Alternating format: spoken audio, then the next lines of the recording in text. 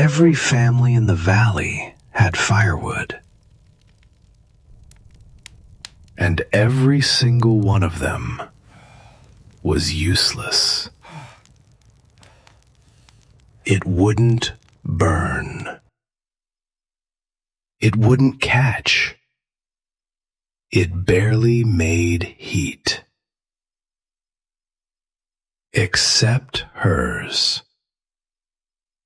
Her wood burned like summer. The first time people noticed was the smoke. It didn't look right.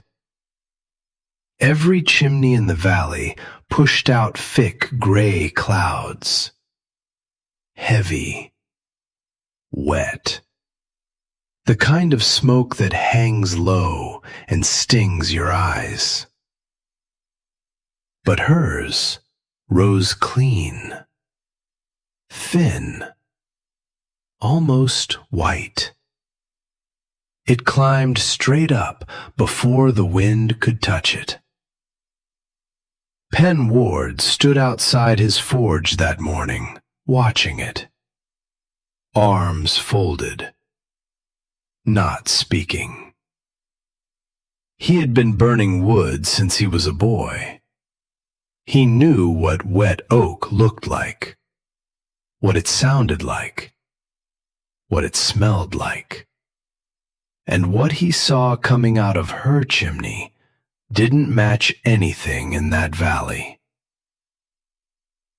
Inside his own cabin, his wife was coughing. Deep, relentless. The fire he had lit that morning barely held. The logs hissed. Steam pushed out of the grain. The flame kept collapsing, no matter how much kindling he fed it. He stepped back outside, looked again at her cabin. That smoke was wrong.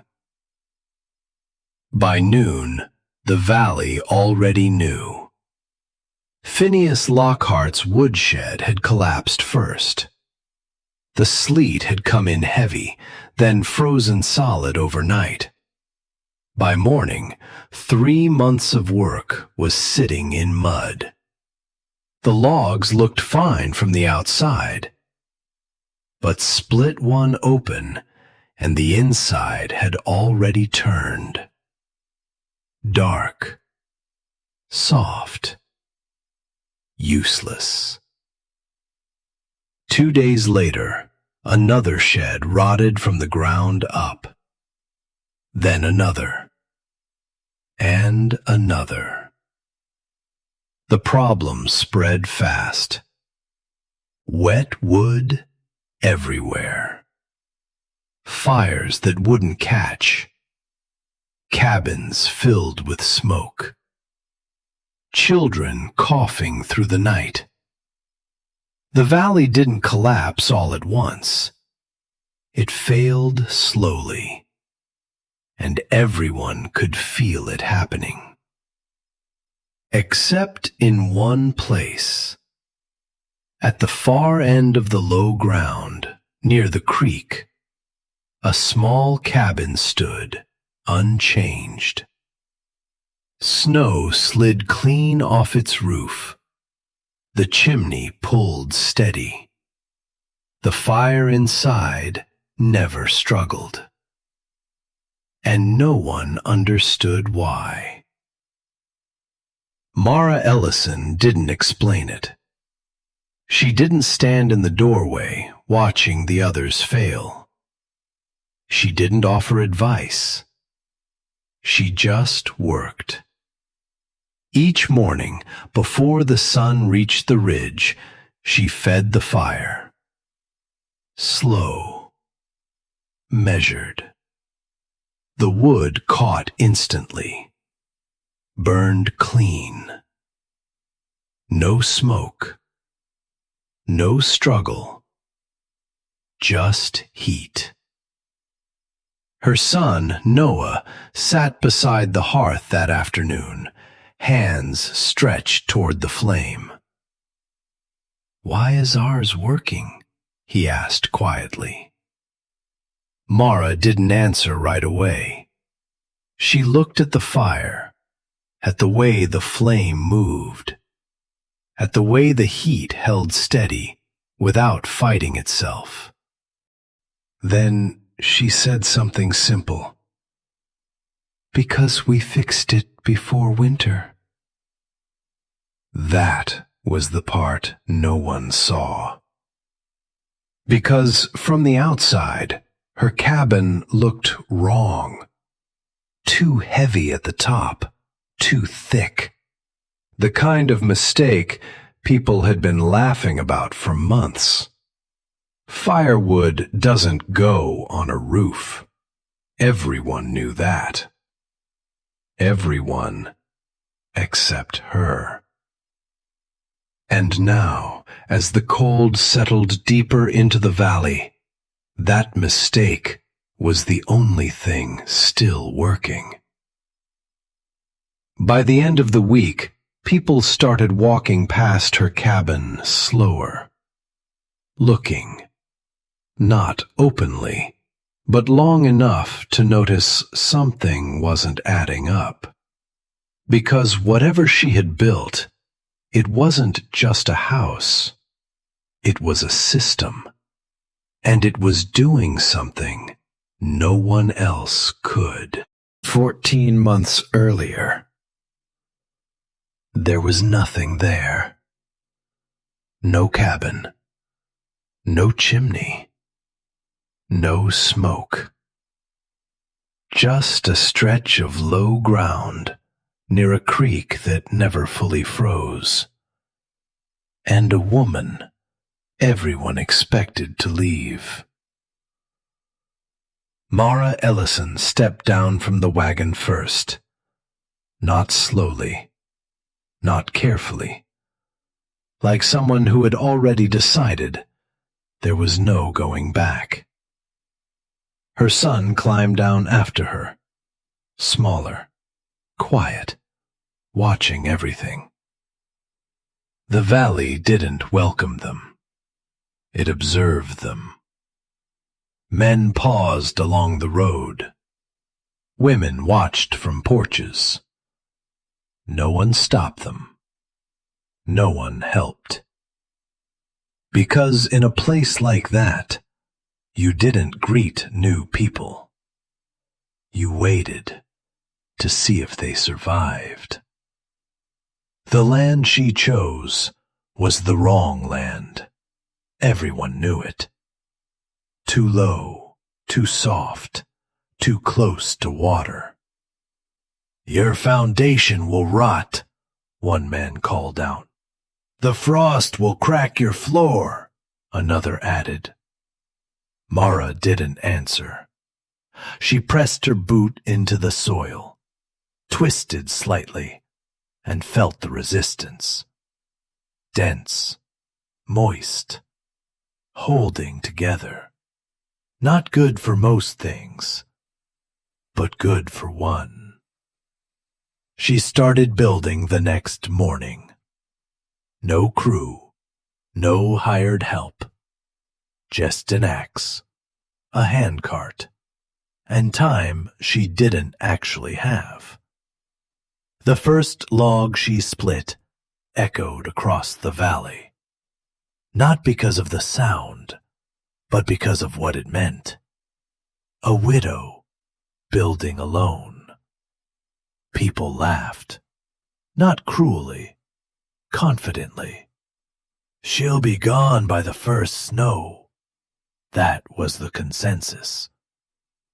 Mara worked anyway, from before sunrise until the light disappeared behind the ridge.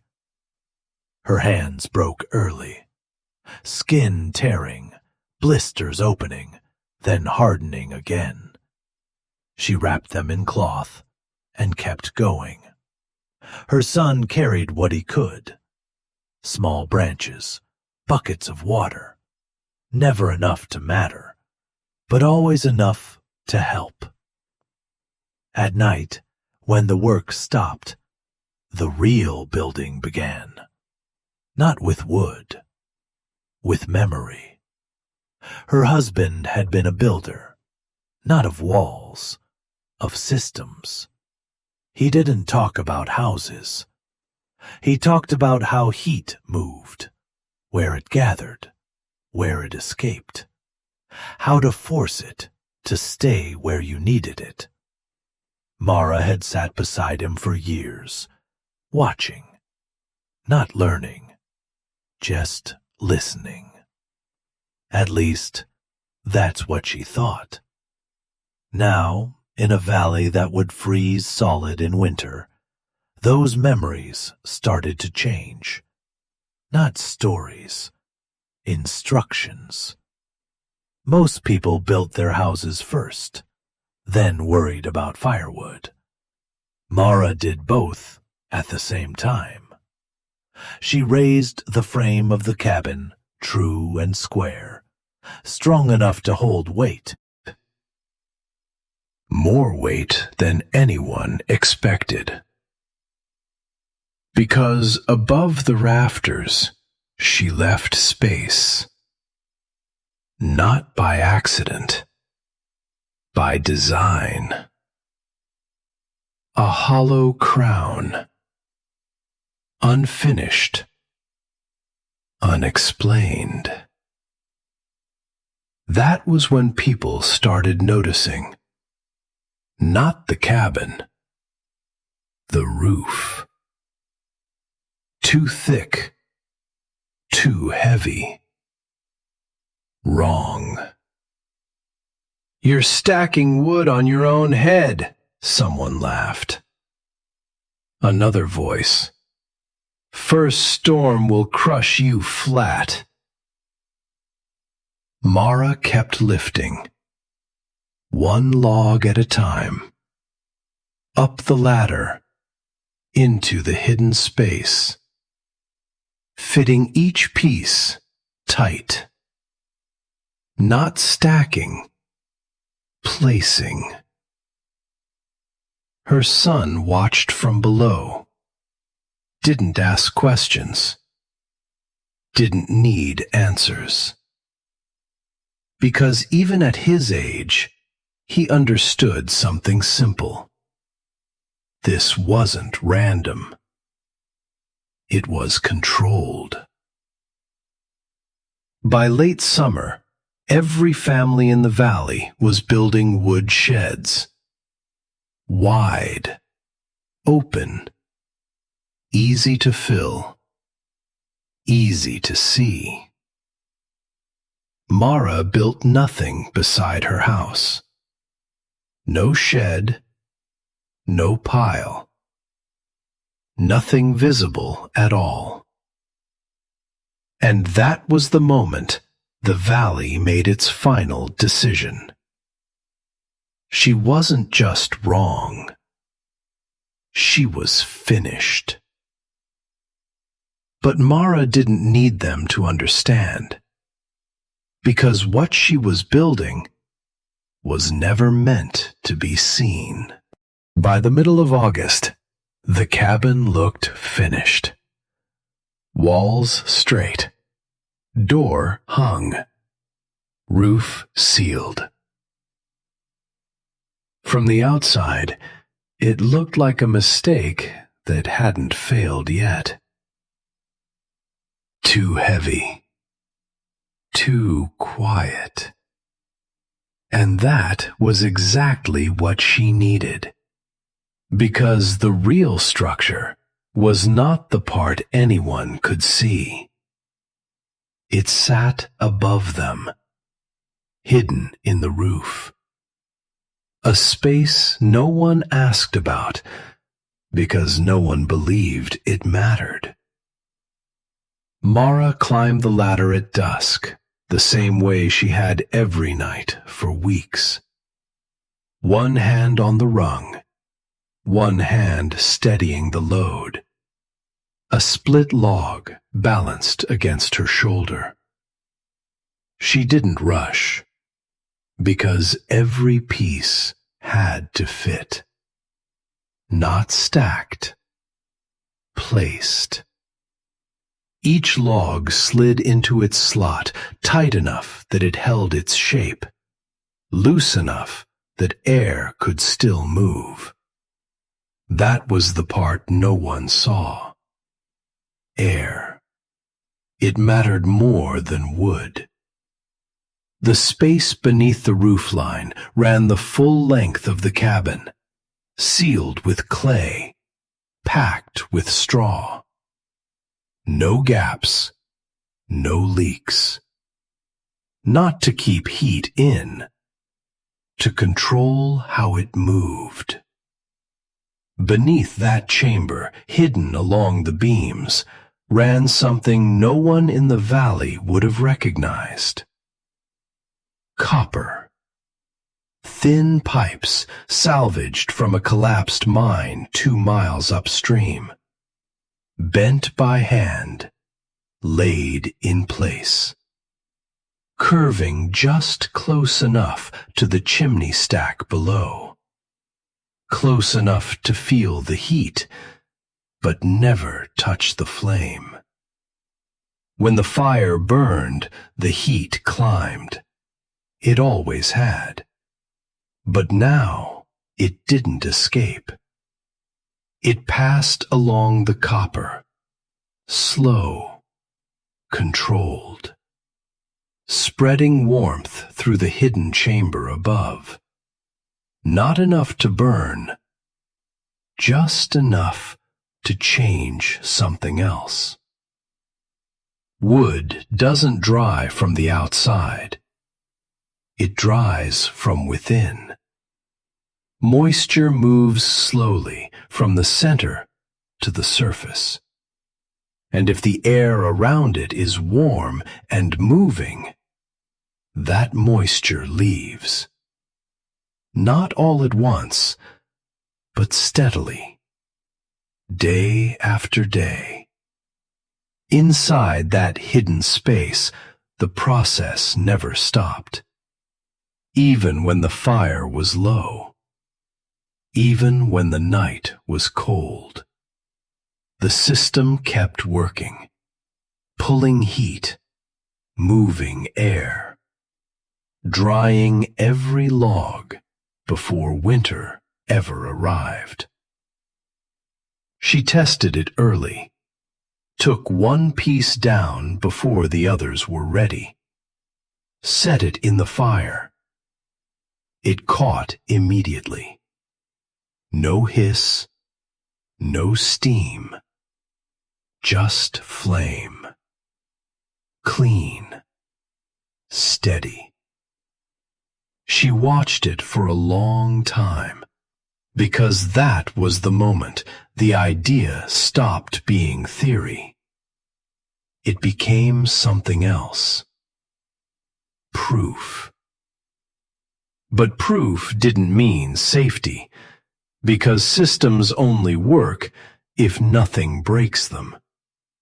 And nothing tests a system like other people. First sign came from Caleb Ward. He didn't knock. He stood in the doorway and looked up. Not at her, at the roof. Longer than anyone else had. "You've got heat trapped up there," he said.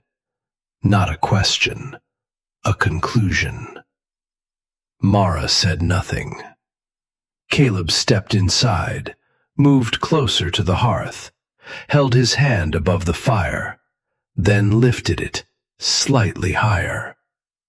Feeling, tracking something invisible. "Heat's not rising like it should," he said quietly. "That means you're redirecting it." He turned to her. "Why?" Mara didn't answer, because explaining it would be the same as giving it away. And in that valley, understanding was power. Caleb nodded once, not satisfied, but not confused anymore.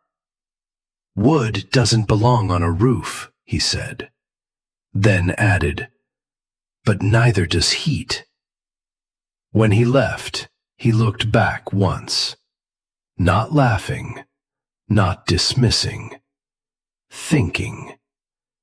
And that was worse, because laughter meant they didn't understand. Thinking meant someone was getting close. That night, Mara climbed the ladder again, ran her hand along the shelves, every piece warm, dry, ready. She stood there in the dark, listening to the quiet hum of a system no one else could hear. And for the first time since she arrived in that valley, she allowed herself to think something dangerous. This might actually work. Outside, the air shifted, colder, sharper. Winter was no longer coming. It was already there. And now, the system would be tested. The storm didn't arrive all at once. It built itself, layer by layer. First came the rain, heavy, cold. It soaked everything it touched. Wood piles, canvas covers, the ground beneath every shed. Then the temperature dropped, fast. The rain turned to sleet, and the sleet stuck. It coated every surface in a hard glass shell. Fence posts doubled in thickness. Tree branches bent under the weight. Roofs took the load silently at first. Then they started to speak. A low groan.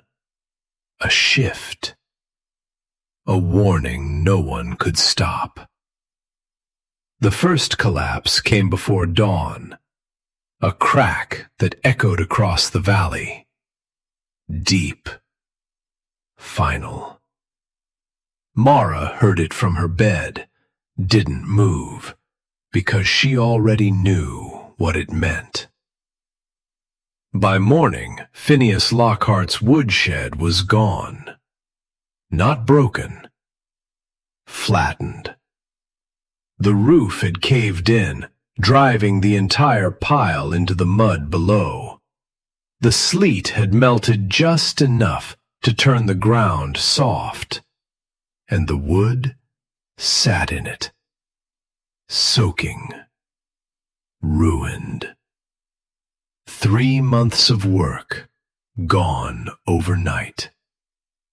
Phineas stood in the wreckage, hands at his sides, not shouting, not cursing, just staring, because there was nothing left to fix. It didn't stop there. Within days, the same pattern repeated. Another shed failed, then another. Some collapsed under weight, some rotted from below, and some simply gave up. The wood inside them looked whole, until it was split. Then the truth showed itself. Dark grain, soft core, a smell that shouldn't exist. Rot. The valley didn't run out of wood. It ran out of usable wood. And that was worse, because people still had something to burn.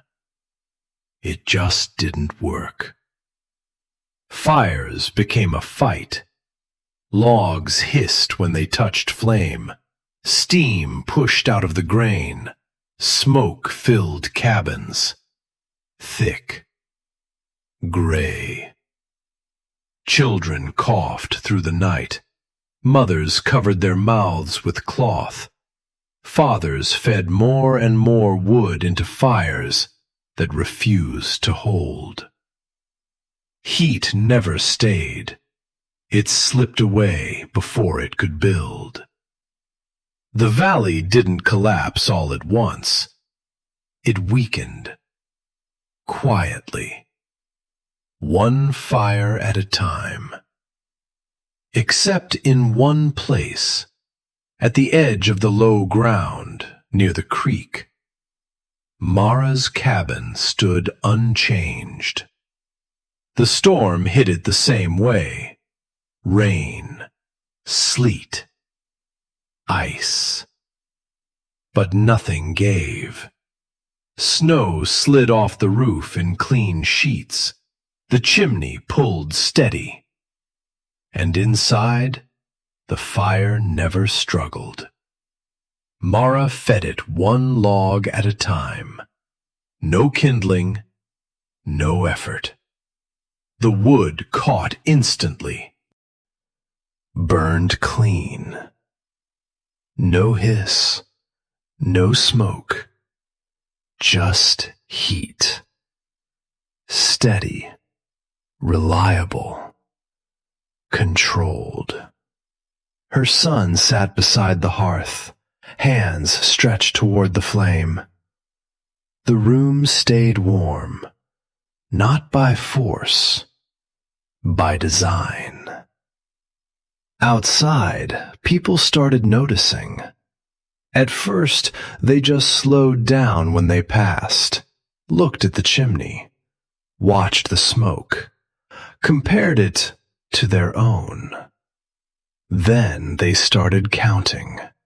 How many times she carried wood, how much she used, how little she seemed to need.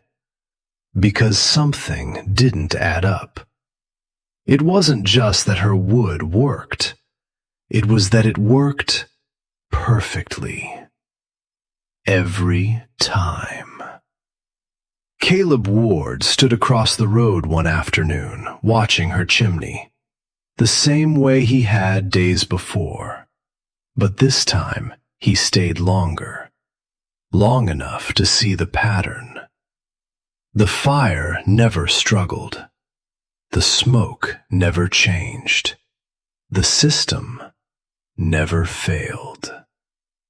He turned back toward his own cabin, where the fire smoked, where the air stung, where his wife was still coughing. And for the first time, he understood something simple. This wasn't luck. It wasn't timing. It wasn't better wood.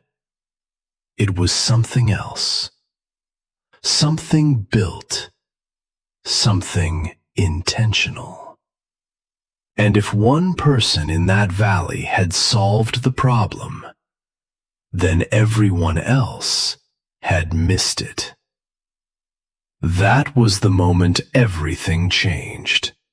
Because once people realized they were not just unlucky, they started asking a different question. Not, why is our wood failing? But, why isn't hers? The first person to knock didn't knock like a neighbor. She knocked like someone running out of time. Mara opened the door and found Marisol Radcliffe standing there. No hat, no coat thick enough for the cold. Her hands were shaking. "We lost our wood," she said. Not loudly, like saying it any louder might make it more real. "All of it." Mara didn't ask questions. She turned, walked to the ladder, climbed. Her hand moved along the shelves without needing light. She knew exactly where everything was, how much she had, how long it would last. She came back down with 3 armfuls of oak, light, dry, warm even to the touch. Marisol reached into her coat, pulled out a silver brooch. "I can trade." "No," Mara said softly.